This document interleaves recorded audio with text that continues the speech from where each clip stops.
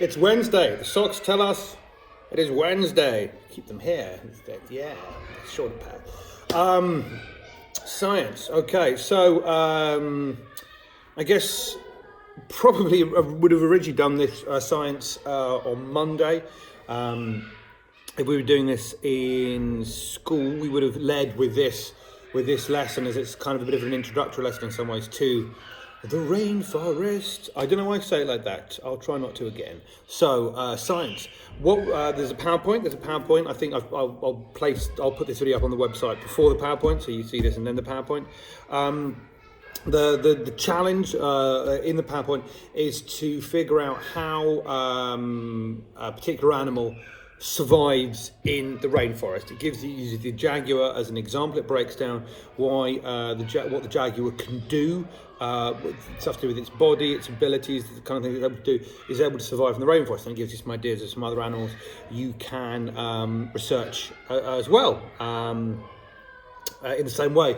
So you don't have to watch the PowerPoint. It's got some ideas for you. You can just jump straight in and do a bit of research into any rainforest animal that you like. But the really important bit is the survival bit. Survival. How does the animal survive? Part of the National Curriculum of Science, one of the things it wants children to be able to do is to think about how creatures are suited to their environment, how creatures have evolved, or how the environment has evolved them, the environment they live in, how it has evolved them into the creatures they are, so that they are suited to that environment. There's lots of animals that you could find, lots of interesting facts out about, but what we really key, and that's kind of a year one thing. Year one thing, you just do a fact file. You know, a jaguar can run this fast. It can do this. It can do that. Those are great things. But we're really interested in something a bit more in depth now that we're in year two. We want to know how the animals survive. So, two key questions are for any of the animals. How does it eat? How does it find what it eats? Be it plants, if it's a herbivore, animal, it's carnivore, comnivore. What's a comnivore? Or it eats a bit of anything that's an omnivore. So how does it get its food? How does the animal get its food? And the other question is, how does the animal escape being food? How does it not be eaten by other animals? So if you can kind of think of those two key questions, that's going to let you know how it survives.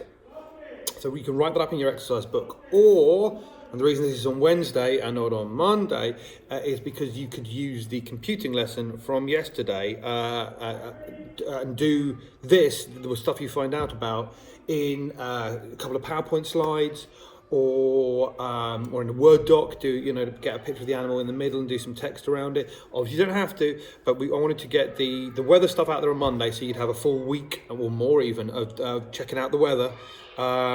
Tuesday to introduce the computing, so that you knew that's what that was going to be, because if you came to the science and then just read all the stuff in the science, think, oh, well, much rather have done it on a computer, I'm so sad. Not that you'd say that, you wouldn't say that, you're all lovely. So goblins at the door. Yeah, so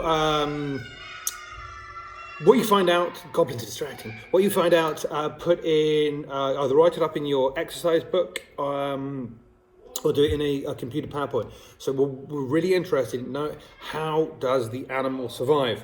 How does it eat, and how does it avoid being eaten?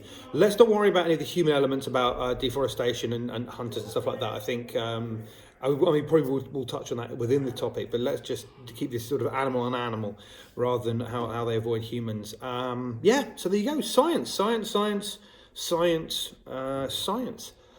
Hopefully you're all keeping safe and well, and touch wood, by now we'll know when we're getting back into schools, and fingers and everything crossed.